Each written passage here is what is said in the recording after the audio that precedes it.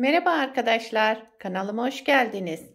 Bugünkü modelimizi şöyle güzel bir bebe yünüm var. 100 gram 280 metre uzunluğu olan bebe yünlerinden. Onunla başlayacağız. Kullanacağım şiş 3,5 numara.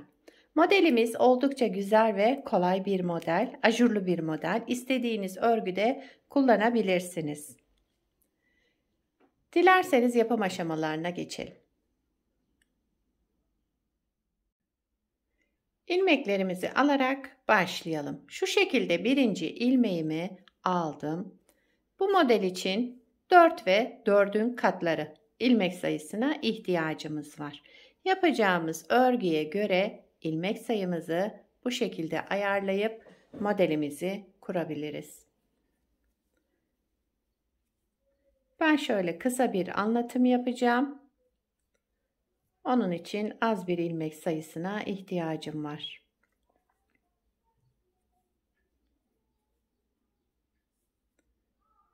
Şöyle 1-2 ilmek daha alalım hemen. İlmeklerimizi sayalım. 2, 4, 6, 8, 10, 12, 14, 16, 18, 20. 20 ilmek benim için yeterli.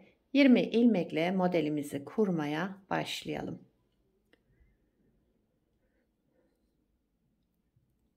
Kenar ilmeğimi ilk sıra olduğu için ördüm. Sıradaki ilmeğimi bir kez düz örüyorum. Şişimden çıkarmıyorum. Bir doladım. Birinci sıra ön yüzündeyiz arkadaşlar. İlmeğimi bir kez düz ördüm. Şişimden çıkarmadım. Bir kez doladım. Daha sonra ilmeğimle beraber arkasındaki ilmeği de ikisini bir düz örerek kestim. Bu şekilde. Bir kez doladım. İpimi artırma yaptım. Sıradaki iki ilmeğimi düz örerek kestim. Buraya kadar bir model.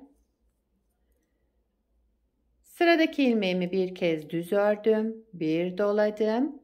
İlmeğimle beraber arkasındaki ilmeği de ikisini bir düz örerek kestim. İlmeğimi bir kez doladım. Şişime ipimi yani bir kez doladım. Sıradaki iki ilmeğimi düz örerek kestim. Sola doğru. Sıradaki ilmeğimi bir kez düz ördüm. Bir doladım. Şişimden çıkarmıyorum. İlmeğin ve arkasındaki ilmeği ikisini bir düz örerek kestim ve şişimden çıkardım. Bir kez ipimi doladım. Yani ajur yaptım. Sıradaki iki ilmeğimi düz örerek kestim. İlmeğimi bir kez düz ördüm. Şişimden çıkarmıyorum. Bir doladım. İlmeğin ve arkasındaki ilmeği ikisini bir düz örerek kestim. Şişime bir kez doladım. Sıradaki iki ilmeğimi düz örerek kestim. Kesme işleminden sonraki ilmeğimi bir kez düz ördüm. Şişimden çıkarmıyorum. Bir doladım. Daha sonra bu ilmeğimi ve arkasındaki ilmeğimi ikisini bir düz örerek kestim. Kenar ilmeğimi de ördüm. Modelimiz 2 sıradan oluşmakta. Birinci sıra ön yüzünde bu işlemleri yaptık. Şimdi ikinci sıra arka yüzündeyiz modelin. Kenar ilmeğimi örmeden aldım. Sıradaki ilmeğim bakın ters olan ilmeğim yine ters olarak örüyorum. Kenar ilmeğinden sonra bir ters ilmek ördüm. Şu iki ilmeğimi bakın artırma yaptığım iki ilmeğim ikisini bir düz örerek kestim. Tek ilmeğe düşürdüm. Bir doladım. Şu ajurdan önceki ilmekle beraber ikisini bir keseceğim. Onun için önce bir doladım, artırma yaptım. Sıradaki iki ilmeğimi yani bu ilmekle arkasındaki ajuru kestim. Sıradaki ilmeğim ters olarak örüyorum. Bu iki ilmeğimin ikisini bir düz örerek kesiyorum.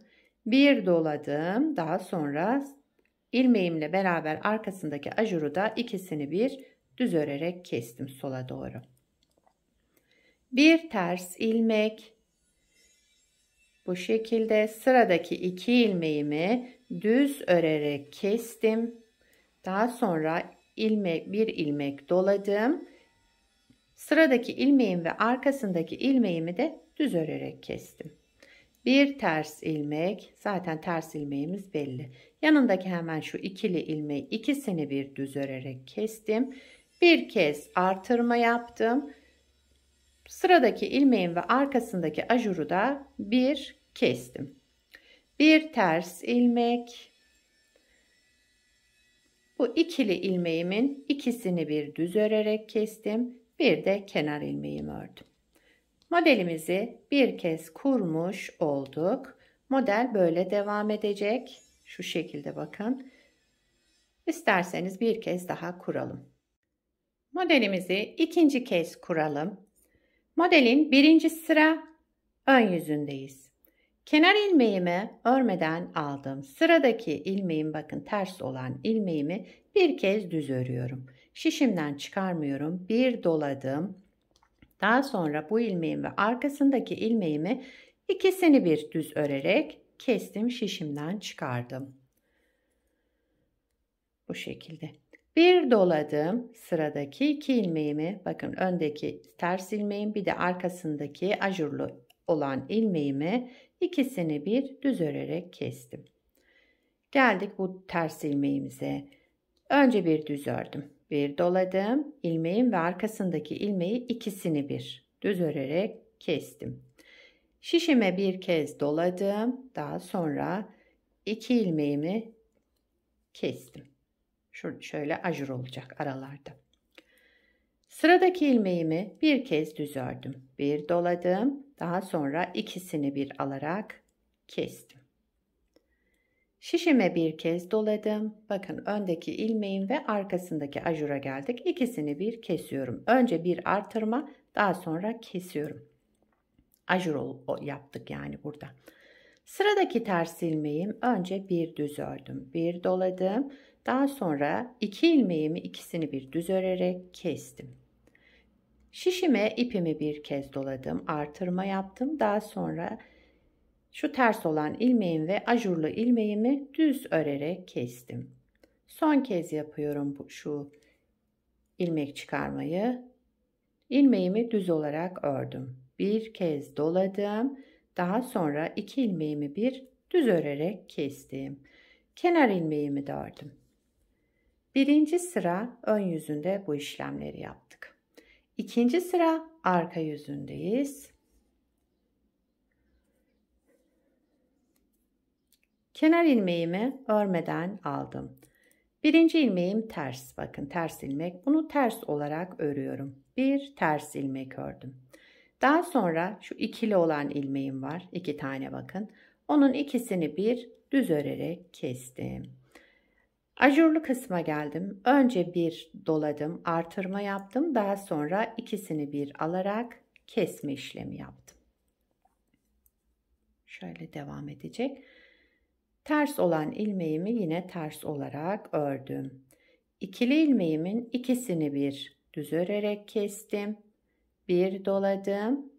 Sıradaki iki ilmeğimi ikisini bir düz örerek kestim.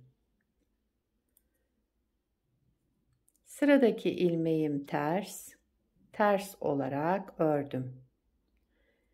Şu ikili ilmeğimi ikisini bir düz örerek kestim. Daha sonra bir artırma yaptım.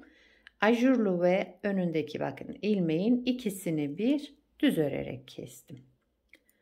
Ters ilmeğimi ters olarak ördüm. İkili ilmeğimi ikisini bir düz örerek kestim. Bir doladım. Sıradaki ilmeğim ve ajuru ikisini bir düz örerek kestim.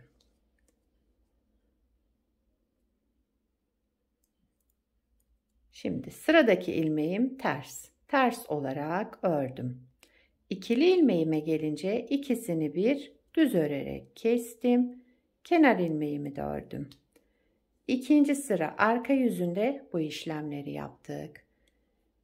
Modelimiz bakın ön yüzden şöyle bir görüntüsü oluştu. Her iki yüzü de gayet güzel kullanılabilecek bir model. Şöyle ajurlu model, tabii ki ilerledikçe kendini gösterecek güzel modellerden. Bir de şöyle ilerlemiş halini size göstereyim. Bunu da daha önce yaptım. Bunu beraber yaptık. Bunu lastiksiz başladım arkadaşlar. Lastik istemiyor bu model. Bakın şöyle kıvrılma olmuyor. Lastiğe gerek yok. Bunu bu şekilde göstermek istedim. Bunu da şöyle bir ters bir düz lastik üzerine başladım. Pardon, iki ters iki düz lastik üzerine başladım. Buna da gayet güzel oldu. Lastikli yapmak isterseniz de size fikir olsun. Şu şekilde. Modelimizin arka yüzü de bu şekilde. Dediğim gibi her iki tarafında kullanabilirsiniz. Şöyle kenar ilmeklerimiz de bu şekilde çıkıyor. Dilerseniz farklı lastiklerde uygulayabilirsiniz. Yakadan başlama örgülerinizde de şöyle bir görüntü olacak. Arka yüzünde de böyle. Bence gayet güzel, kullanışlı bir model. Yazlık, mevsimlik örgülerinizde de kullanabilirsiniz. Ona uygun ipler seçerseniz gayet güzel olur.